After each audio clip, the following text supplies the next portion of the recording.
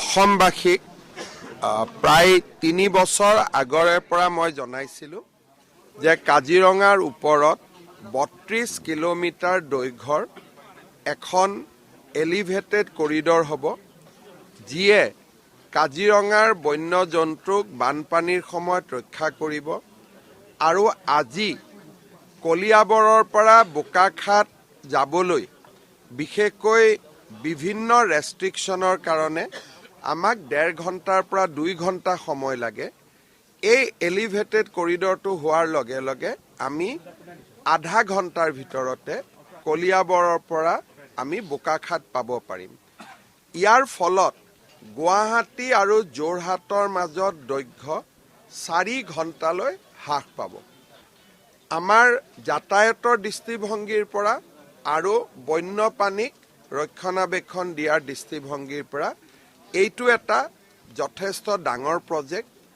অহা ১৮ তাৰিখে ভাৰতৰ প্ৰধানমন্ত্ৰী নৰেন্দ্ৰ মোদী ডাঙৰীয়াই এই প্ৰজেক্টৰ শিলান্যাস কৰিব আৰু এই প্ৰজেক্টটোৰ বাকী কাম টেণ্ডাৰ আদি ইতিমধ্যে আগবাঢ়ি গৈছে।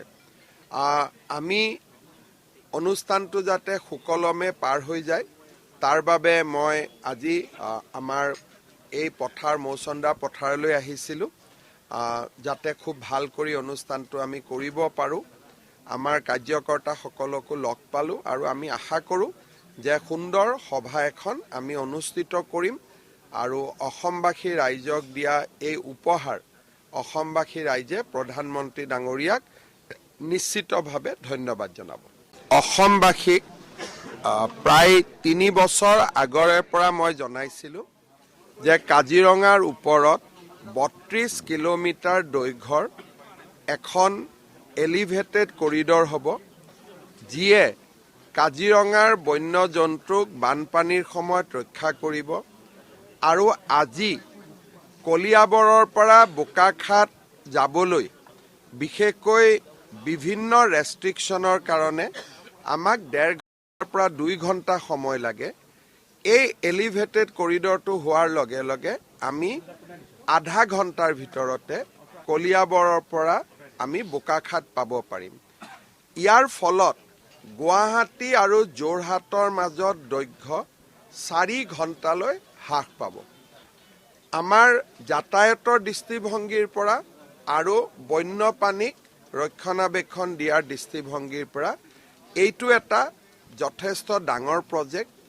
অহা ১৮ তাৰিখে ভাৰতৰ প্ৰধানমন্ত্ৰী নৰেন্দ্ৰ মোদী ডাঙৰীয়াই এই প্ৰজেক্টৰ শিলান্যাস কৰিব আৰু এই প্ৰজেক্টটোৰ বাকী কাম টেণ্ডাৰ আদি ইতিমধ্যে আগবাঢ়ি গৈছে। আমি অনুষ্ঠানটো যাতে সুকলমে পাৰ হৈ যায় তাৰ বাবে মই আজি আমাৰ এই পথাৰ মৌচন্দা পথাৰলৈ আহিছিলোঁ, যাতে খুব ভাল কৰি অনুষ্ঠানটো আমি কৰিব পাৰোঁ।